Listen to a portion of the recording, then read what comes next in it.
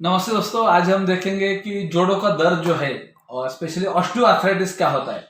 तो दोस्तों, आर्थराइटिस में बहुत सारे प्रकार है, लेकिन उसमें से जो तीन मेन टाइप है वो है रूमेटॉइड आर्थराइटिस, जो स्पेशली सिमेट्रिकल होता है, जहां मॉर्निंग स्टिफनेस होता है और शायद बचपन में भी शुरू होता है।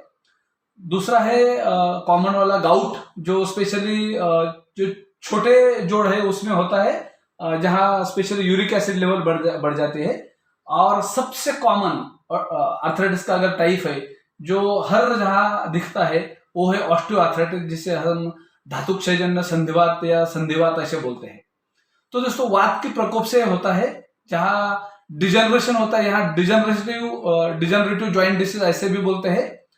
तो दोस्तों, इसका कारण क्या होता है, और स्पेशली ये कोई भी एक भी ज्वाइंट में होता है या मल्टीपल ज्वाइंट में होता है, और नॉट नेसेसरी सिमेट्रिकल, सिर्फ एक साइड का ज्वाइंट भी उसमें अफेक्ट हो सकते हैं।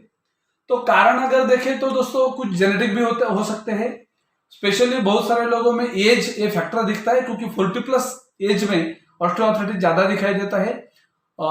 जेंट्स के मुताबिक लेडीज में ज्यादा दिखाई देता है, और स्पेशली जिनका मोटापा है, वजन ज्यादा है, तो उनको ऑस्टियोआर्थराइटिस होने की संभावना ज्यादा रहती है। उसके साथ साथ रिपीटेड स्ट्रेस, जैसे कि हम रेगुलर खड़े रहते हैं तो शायद ये जो knee joint and ankle joint है उसके ऊपर प्रेशर आता है, ये भी कारण हो सकता है। कुछ स्ट्रेस इंजुरी होती है, ट्रॉमेटिक सिचुएशन होती है, तो वहां से भी उसकी शुरुआत हो सकती है।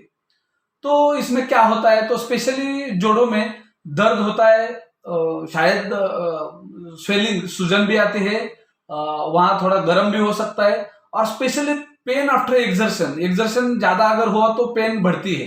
ओके, तो दोस्तों, मेजोरिटी लोग क्या generally calcium and pain killer देते हैं, और जब ज्यादा बढ़ता है, जब माइनर होता है, माइल्ड होता है, मॉडरेट होता है, सीवियर हो जाता है ऑस्टियोआर्थराइटिस, तो किसी बड़े अस्पताल में भेजते हैं और वहां knee joint replacement, hip joint replacement ऐसे कुछ एडवाइस दिया जाता है।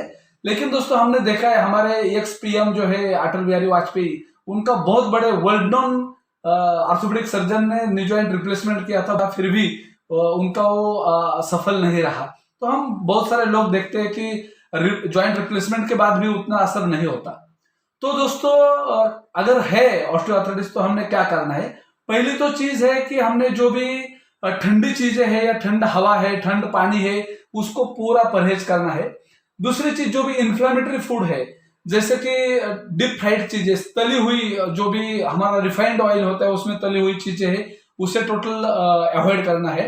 दूसरी चीज, जो पैक फूड है उसे भी हमने अवॉइड करना है। और अगर एक्स्ट्रा मतलब ओवर एक्सरसाइज करते तो वो भी हमें गारंटेड कुछ ना कुछ डेंजर साबित हो सकता है। अगर नी का है तो नी बेंडिंग पूरा करना, ये भी परहेज करना है, क्योंकि अगर हम पैर मोड़ के बैठते हैं तो उसके ऊपर ज्यादा ये आता है, प्रेशर आता है। और स्पेशली ऑस्टियोआर्थराइटिस में क्या होता है कि दो जॉइंट जहां जुड़ते हैं वहां जो कार्टिलेज होता है, ठीक है, वो कार्टिलेज धीरे धीरे धीरे डिस्ट्रक्ट हो जाता है, और बीच में जो साइनोवियल फ्लूइड रहता है तो उसकी भी कमी होती है। तो इसको हम अगर हुआ भी है तो क्या करें ताकि वो कंट्रोल में रहे। तो हम बीएमआई को मेंटेन कर सकते हैं, इसके लिए पानी में चलना बहुत बढ़िया एक्सरसाइज है। रेगुलर हम 1 घंटे के लिए चल सकते हैं। बाद में सौंठ, जिसे हम विश्व भेषज कहते हैं, ये बहुत बढ़िया साबित हुआ है। बाद में अलसी है, जो भी हल्दी है, अश्वगंधा है, इसका बहुत बढ़िया फायदा होता है। और जो ऑयली फिश होते हैं जिसका बहुत बड़ा फायदा है। और दालचीनी है, जो भी वात कम करने में फायदेमंद आता है। अगर कोई पंचकर्म करना चाहता है तो बस्ती उसमें फायदेमंद है।